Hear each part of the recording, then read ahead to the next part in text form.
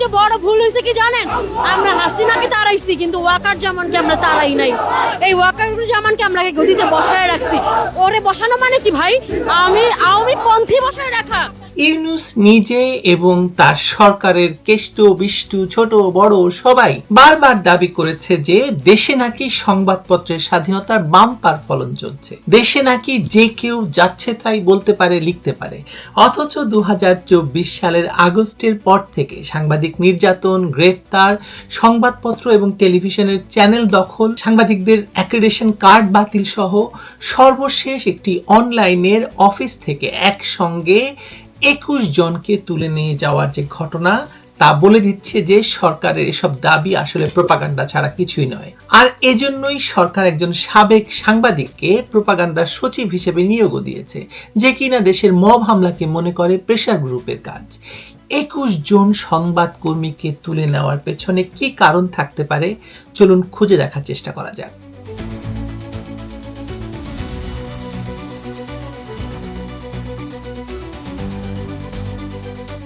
গত শনিবারের রাতটা বাংলাদেশের সাংবাদিকতার ইতিহাসে আরেকটি কালো অধ্যায় হিসাবে লেখা থাকবে।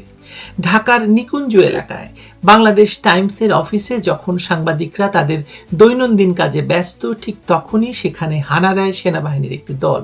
কোনো ওয়ারেন্ট নেই, কোনো পূর্বের নোটিশ নেই, ফোন কল নেই, সোজা নিউজ রুমে ঢুকে হারিয়াপ হারিয়াপ বলে চিৎকার করে। মুহূর্তের মধ্যে পুরো অফিস জুড়ে আতঙ্ক ছড়িয়ে পড়ে। এরপর যা ঘটেছে তা কোনো সভ্য গণতান্ত্রিক দেশে কল্পনাও করা যাবে না। 21 জন সংবাদকর্মীকে অনেকটা জিম্মি করে তুলে নিয়ে যাওয়া হয় উত্তরা ক্যাম্পে। অথচ পরে যখন সমালোচনার ঝড় উঠে তখন বলা হলো যে এটা নাকি শুধুই ভুল বোঝাবুঝি বা সৌজন্য সাক্ষাৎ। এরকম সৌজন্য সাক্ষাৎ সামরিক আমলে আমরা দেখেছি, পাকিস্তান আমলে তো হয়েইছে। বন্দুকের নল ঠেকিয়ে আতঙ্ক সৃষ্টি করে গভীর রাতে 21 জন সাংবাদিককে বা সংবাদকর্মীকে তুলে নিয়ে যাওয়াকে যদি সৌজন্যতা বলা হয়, তবে ভয়ের সংজ্ঞাটাই বোধহয় আমাদের নতুন করে শিখতে হবে। এবং এই অজুহাতে এতদিন ধরে শেখ হাসিনার সরকারকে ইউনূস সরকারের লোকজন ফ্যাসিস্ট বলেছে, বাক স্বাধীনতা নেই বলেছে, কত কিছু বলেছে, কিন্তু শেখ হাসিনার আমলে এত বড় এরকম কোনো ঘটনা ঘটেনি। ঘটনার মূলে ছিল একটি ফেসবুক রিলস। ইনকিলাব মঞ্চের বিক্ষোভে এক নারী সেনাপ্রধান এবং দেশের পরিস্থিতি নিয়ে কিছু মন্তব্য করেছিলেন, যা সংবাদ মাধ্যমটি জনমত বা ভক্সপন হিসাবে প্রচার করেছিল। ব্যাস এটুকুই ছিল তাদের অপরাধ। একটি স্বাধীন সংবাদ মাধ্যমে জনগণের কথা উঠে আসবে, এটা স্বাভাবিক। সেই কথা যদি শাসকের পছন্দ না হয় তবে প্রতিবাদ লিপি পাঠানো যেত, আইনি নোটিশ দেওয়া যেত, কিন্তু তা না করে সোজা সামরিক শক্তি প্রয়োগ করে অফিস ঘেরাও করা হলো, ক্যাম্পে নিয়ে গিয়ে সাংবাদিকদের ফোন সিজ করা হলো, ঘন্টার পর ঘন্টা আটকে রাখা হলো এবং চাপ দেওয়া হলো সেই ভিডিও এবং আটকের সংবাদ মুছে ফেলার জন্য। এটা পরিষ্কারভাবে বুঝিয়ে দিচ্ছে যে বর্তমান সরকার মুখে যতই স্বাধীনতার বুলি আওড়াক না কেন, আদতে তারা সমালোচনার সামান্যতম আঁচও সহ্য করতে প্রস্তুত নয়। তারা চায় গণমাধ্যম কেবল তাদের গুণকীর্তন গাইবে আর জনগণের ক্ষোভের কথা চেপে যাবে।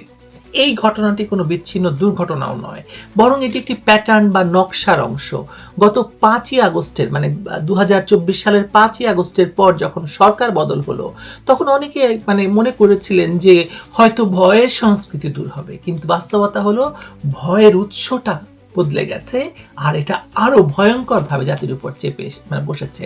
আগে যেখানে ডিজিটাল নিরাপত্তা আইন আর গোয়েন্দা সংস্থার কালো কাচের গাড়ির আতঙ্ক ছিল, এখন সেখানে যুক্ত হয়েছে মব জাস্টিস আর সরাসরি সামরিক হস্তক্ষেপের ভয়। বিভু রঞ্জন সরকারের মতো একজন প্রবীণ সাংবাদিকের আত্মহনন আমাদেরকে চোখে আঙুল দিয়ে দেখিয়ে দিয়েছিল যে এই পেশার মানুষগুলো কতটা অসহায়।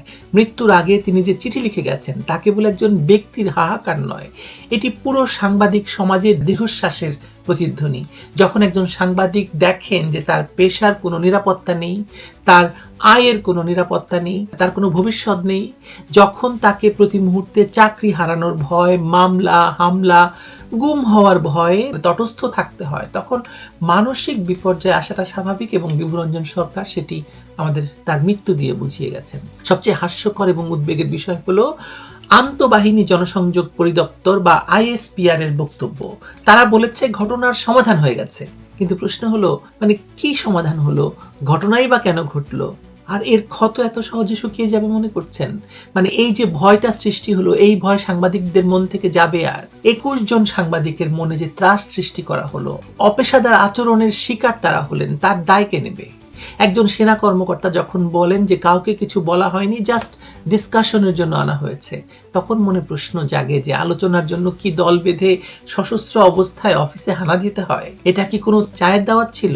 চায়ের দাওয়াত সম্পর্কে মনে পড়লো, কচু খেতে চায়ের দাওয়াত পাওয়া মানে হচ্ছে যে কোনো সাংবাদিকের কাপড় ভিজে যাওয়ার মতো অবস্থা, কারণ সেখানে চায়ের দাওয়াত মানে হচ্ছে তাকে নির্যাতন করা। আমরা সেটা জানি। আসলে এই মিসআন্ডারস্ট্যান্ডিং যেটা বলছে হচ্ছে আইএসপিআর, এই তত্ত্বটি শাক দিয়ে মাছ ঢাকার ব্যর্থ চেষ্টা। তারা জানতো যে তারা সীমা লঙ্ঘন করে ফেলেছে, তাই সামাজিক যোগাযোগ মাধ্যমে তোলপাড় শুরু হতেই সুর নরম করতে বাধ্য হয়েছে। ইউনূস সরকারের আমলে সাংবাদিকদের উপর আক্রমণ, হয়রানি, চাকরুচ্যুতি হয়েছে ব্যাপকভাবে। রাইটস অ্যান্ড রিস্কের হিসেব অনুযায়ী 294টি হামলার ঘটনা ঘটেছে সাংবাদিকদের উপর। 640 জন সাংবাদিক টার্গেট হয়েছেন। 266 জন সাংবাদিকের বিরুদ্ধে হত্যা মামলা দেওয়া হয়েছে। তাদের অনেকেই এখন, বেশিরভাগই এখন জেলে। শাহরিয়ার কবিরের মতো একজন অশীতিপর সাংবাদিক জেলে, মোজাম্মেল বাবুর মতো ক্যান্সার আক্রান্ত সাংবাদিক কারাগারে। তাদের সাথে কি ব্যবহার করা হচ্ছে আমরা জানি না। এটা পৃথিবীর ইতিহাসে বিরল।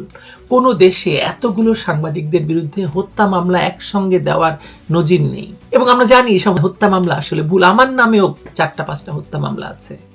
বাংলাদেশ টাইমসের ঘটনার মধ্য দিয়ে যেটা পরিষ্কার হয়ে গেছে সেটা হলো এই সরকার গণমাধ্যমের স্বাধীনতা চায় না। তারা চায় একটি নিয়ন্ত্রিত বশংবদ গণমাধ্যম, এবং সেটা ছড়িয়ে দিতে চায় পরবর্তী সরকারও যাতে সেটা করে। যে গণমাধ্যম সরকারের সমালোচনা করবে না, সরকারের অপছন্দের কোনো খবর প্রকাশ করবে না, আর যদি কেউ সেই সীমা লঙ্ঘন করে তাহলে সেনাবাহিনী পাঠিয়ে তুলে আনা হবে।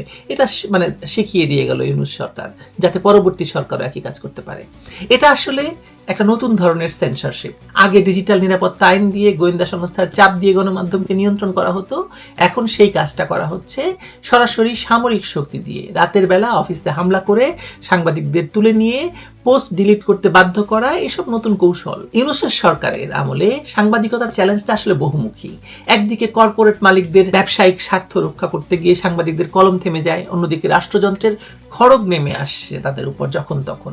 ইউনূস সরকারের আমলে আমরা দেখছি কিভাবে ঢালাওভাবে সাংবাদিকদের বিরুদ্ধে মামলা, হত্যা মামলা দেওয়া হয়েছে, অ্যাক্রিডিটেশন বাতিল করা হয়েছে। আন্তর্জাতিক সংস্থাগুলো যেমন রিপোর্টার্স উইদাউট বর্ডার্স এ নিয়ে উদ্বেগ প্রকাশ করেছে। 167 জন সাংবাদিকের অ্যাক্রিডিটেশন কার্ড বাতিল করার মতো নজিরবিহীন ঘটনা আমরা দেখেছি। প্রেস ক্লাব দখল হয়ে গেছে, প্রত্যেকটা টিভি চ্যানেল দখল হয়ে গেছে। সরকার বলছে তারা সংস্কার করছে, কিন্তু এই সংস্কারের নমুনা যদি হয় ভিন্ন মতের দমন, তাকে আপনারা ফ্যাসিস্ট বলবেন, স্বৈরাচার বলবেন, তা তো কম হবে আসলে বলা। আগে গোয়েন্দা সংস্থাগুলো কলকাঠি নাড়তো, এখন সরাসরি প্রকাশ্য দীপালোকে বা রাতের আধারে ইউনিফর্ম পরিহিত সেনাবাহিনী এবং তাদের সমর্থকরা মব বা জনতার সবাই মিলে একসঙ্গে আক্রমণ করছে। পত্রিকা অফিস পুড়িয়ে দেওয়া হচ্ছে, দেশের প্রথম সারির বাংলা এবং ইংরেজি দৈনিক পুড়িয়ে দেওয়া হচ্ছে মব সৃষ্টি করে। কিচ্ছু আসে যাচ্ছে না কারো। বাংলাদেশ টাইমসের এই ঘটনা আমাদের চোখে আঙুল দিয়ে দেখিয়ে দিল যে দেশে এখন অফ লিমিট টপিকের পরিধি বাড়ছে। সেনাবাহিনীর সমালোচনা করা যাবে না, সরকারের ভুল ধরা যাবে না, এমনকি জনরোষের প্রকৃত চিত্র তুলে ধরা যাবে না। তার মানে আপনি নির্বাচন নিয়ে কিছু বলতে পারবেন না। আসলে আজকে এই বাংলাদেশ টাইমসের এই সাংবাদিকদের তুলে নেওয়ার মূল কারণ হচ্ছে নির্বাচন নিয়ে কিছু বলা যাবে না। নির্বাচন নিয়ে যদি কিছু আপনি ভিডিও করেন বা নির্বাচন নিয়ে আপনি যদি কোনো রিপোর্টও করেন যে নির্বাচনের অনিয়ম হয়েছে, এটা যাতে আপনি না করেন, সেটার জন্য এই কাজ করা হয়েছে। যদি কেউ সাহস করে তা করে, তবে তাকে প্রোপাগান্ডা ছড়ানোর দায়ে অভিযুক্ত করতে হবে, অথবা রাতের আধারে ক্যাম্পে নিয়ে যাওয়া হবে। এটা কেবল গণমাধ্যমের জন্য অশনি সংকেত নয়, বরং পুরো গণতান্ত্রিক কাঠামোর জন্য হুমকি, নির্বাচনের জন্য হুমকি। এমনিতেই নির্বাচন একটা অংশগ্রহণমূলক নির্বাচন হচ্ছে না বলে মানুষ বলছে, এবং সরকারের প্রিয়জনরাই বলছে। কারণ যে সমাজে প্রশ্ন করার সুযোগ থাকে না, সেই সমাজ খুব দ্রুত অন্ধকারের দিকে চলে যায়, এবং গেছে তো অন্ধকারে, আমরা তো আছি। আমরা এখন এমন এক জায়গায় দাঁড়িয়ে আছি যেখানে সাংবাদিকতা কোনো পেশা নয়, বরং এক ঝুঁকিপূর্ণ জুয়া খেলায় পরিণত হয়েছে। সরকার বদলায়, বুলি বদলায়, কিন্তু সাংবাদিকদের উপর নির্যাতনের খড়গটা ঠিক ঝুলে থাকে। আগে ছিল আইসিটি বা ডিজিটাল নিরাপত্তা আইন, এখন তার সাথে যুক্ত হয়েছে সরাসরি শারীরিক হেনস্থা, হত্যা কিংবা তুলে নিয়ে যাওয়ার সংস্কৃতি। এই যে ভয়ের রাজত্ব কায়েম হয়েছে, এর শেষ কোথায় বলুন তো? বিভুরঞ্জনের মতো সাংবাদিক আমাদের আর কত নীরব অভিমানে পৃথিবী ছাড়বেন, কিংবা আর কতজনকে রাতের আধারে ক্যাম্পে নিয়ে গিয়ে সৌজন্য শেখানো হবে? আপনি ভাবুন যে পাকিস্তান আমলের মতো ধরে নিয়ে গিয়ে আপনাকে সৌজন্য শেখাচ্ছে, এবং তার মানে আপনাকে হয়তো মেরে ফেলতে রাজিয়াতা করবে না। আপনি যদি নির্বাচন নিয়ে কোনো সংবাদ প্রকাশ করেন, হয়তো আপনাকে মেরে ফেলা হবে। সত্যিকার অর্থে গণমাধ্যমকে যদি রাষ্ট্রের চতুর্থ স্তম্ভ বলা হয়, হাস্যকর লাগে শুনতে কথাটা, তবে সেই স্তম্ভ এখন একেবারে নড়বড়ে নাই। রাষ্ট্র যখন নিজেই সেই স্তম্ভে আঘাত করে, তখন ধসে পড়ার শব্দটা আপনি দূরে থেকেও শুনতে পাবেন। সরকার হয়তো মনে করছে ভয় দেখিয়ে, হুমকি দিয়ে কণ্ঠরোধ করা যাবে, কিন্তু এটা তো যায় না, সত্য তো বেরিয়ে আসে। 21 জন সাংবাদিককে কয়েক ঘন্টার জন্য আটকে রাখা গেছে, কিন্তু তাদের কলম, তাদের অভিজ্ঞতা, তাদের অপমানিত হওয়ার স্মৃতি আপনি মুছে ফেলতে পারবেন না। এই ঘটনাটি প্রমাণ করছে যে বাংলাদেশে বাক স্বাধীনতা এখন কাগজে কলমে সীমাবদ্ধ। শান্তির পায়রা ডক্টর ইউনূস এটা শুধুমাত্র মুখে বলেন, এবং তার প্রোপাগান্ডা সচিব শুধু মুখে বলে। নিজেও সাংবাদিক ছিল এক সময়। হ্যাঁ, তাকে কিন্তু কখনো এরকম ভাবে সরকার নিয়ে আটকায়নি। তার অফিসে বসে, একটি বিদেশি সংবাদ সংস্থার অফিসে বসে সন্ত্রাস করে সরকার পতন করে ফেলেছে পর্যন্ত, তার কিছু হয়নি।